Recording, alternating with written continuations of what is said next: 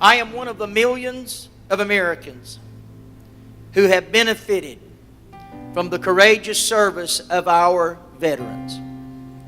Unashamedly, I am grateful for our veterans and our military personnel. I voluntarily stand for our national anthem, and I have great respect for our nation. And may our prayer of unity today be, God bless America.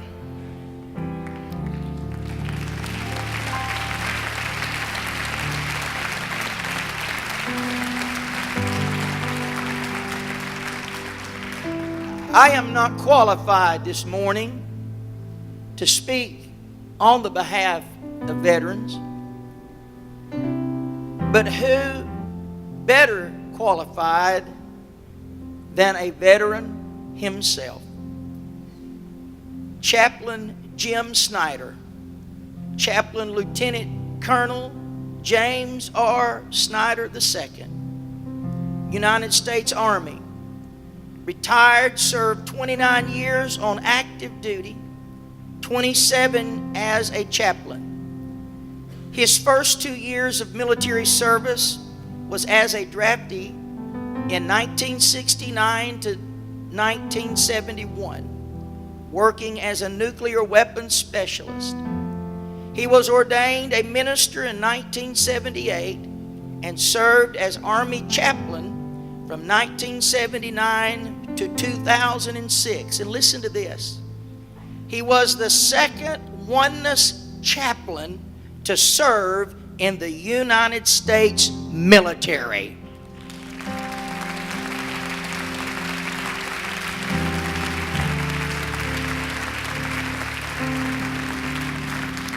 Chaplain Snyder's assignments include tours of duty with the 101st Air Assault Division, the 3rd Infantry Division, and the 2nd Armored Division.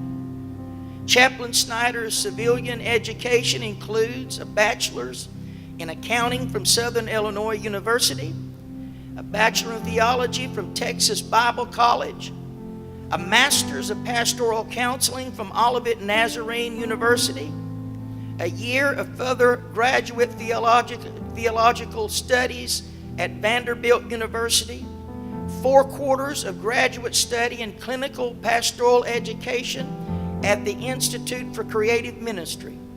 Chaplain Snyder is also nationally certified in numerous ministry and counseling areas. Chaplain Snyder's military education includes the basic and advanced chaplain's courses, Air Assault School, the Combined Army Services Staff School, and the Command and General Staff College. Sister Snyder was a vital part of Chaplain Snyder's ministry and success in the Army.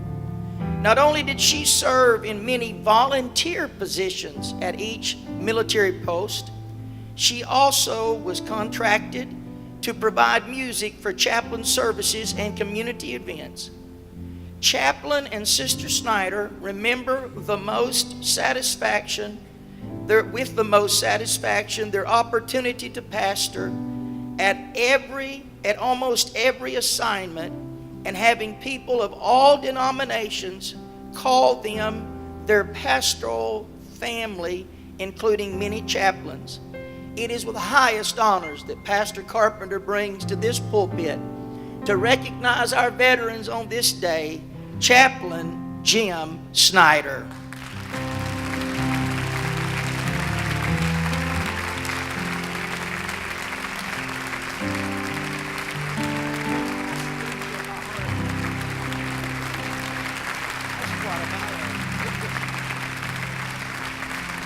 Thank you very much. You may be seated. Before I start with my prepared remarks, after hearing all of that,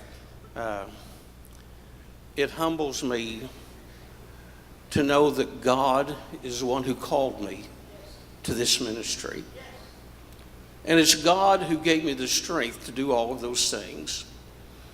Because my wife knows that I struggled academically when I first entered college. But as the years went on, my grades got better and better because God enabled me, because I had a calling. Not only that, I never would have gotten in the chaplaincy, but the doors opened at the exact right time when I was prepared to do that.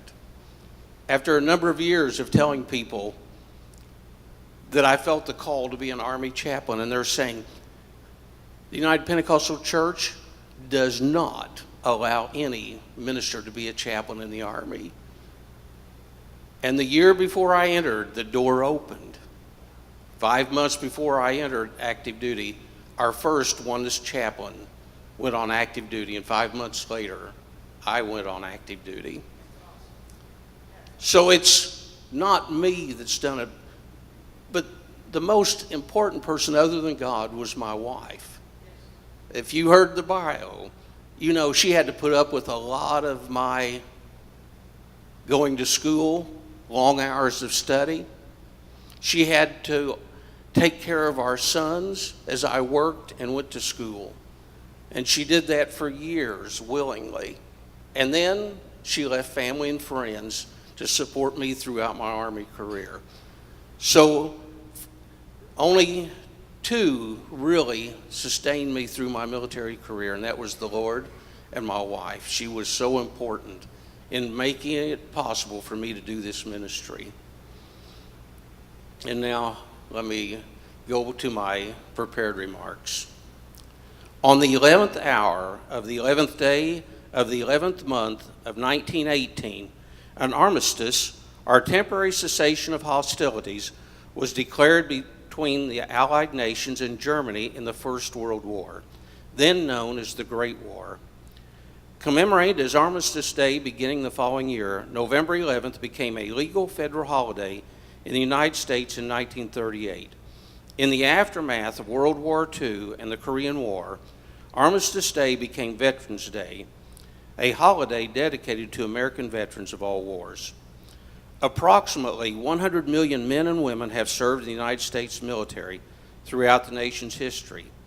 Of that number, 1.3 million have died in combat, 1.5 million have been wounded, and over 38,000 are missing in action. These numbers do not include many who have died in training accidents or from other causes during their military service. Although a majority of military personnel will not be killed or wounded during their military service, everyone who serves will pay a price for their service.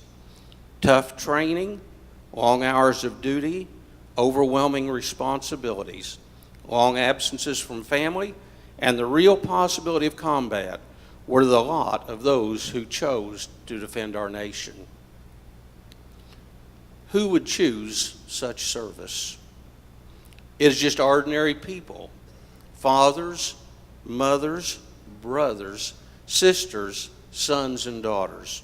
It is either you or someone you know. They are not really special people, but rather people who, for various reasons, decided to do something extraordinary with their lives. It should not be forgotten on this Veterans Day holiday that the spouses and families of military members paid a price for their loved ones serving. Many spouses could not have a career while they provided unpaid support to their loved one in their career. And all of the families paid a price of worry and loneliness, particularly on important family occasions. Many have experienced the death or disabling injury of a loved one. Their families irrevocably changed. Today, there are approximately 21 million veterans living in the United States. Less than 10 million veterans are 65 years or older. During our long history as a nation, the military has comprised normally less than 1% of the population. Even during our largest war, World War II, less than 11% of the population served in the military. The generation of Americans that won World War II is called the greatest generation. It is reverently said of those from that generation who served in the military, so much is owed by so many to so few. What does it mean? I'd like for all the veterans at this time to stand.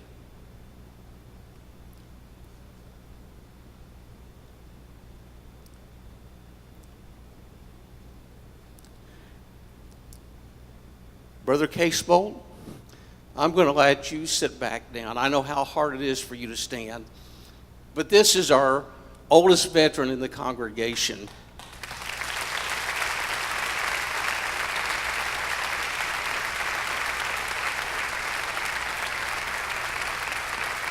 Before you're seated, Brother Casebolt, I'd like Sister Casebolt to stand with you, and then we can give both of them applause.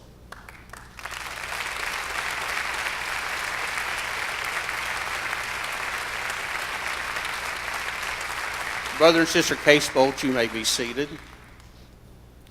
And now I'd like all the spouses of the veterans to stand.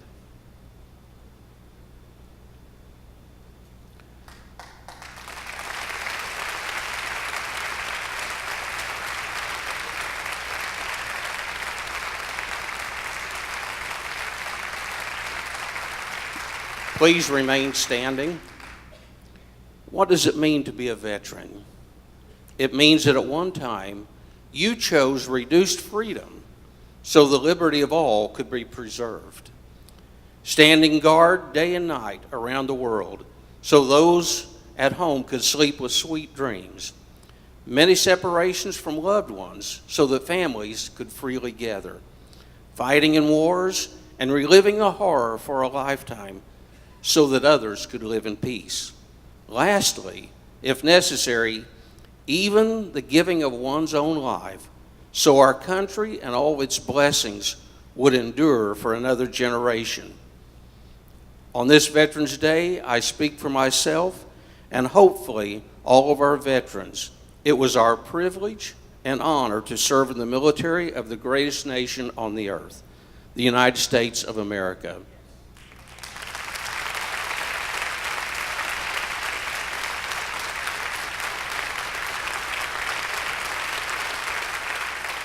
Thank you.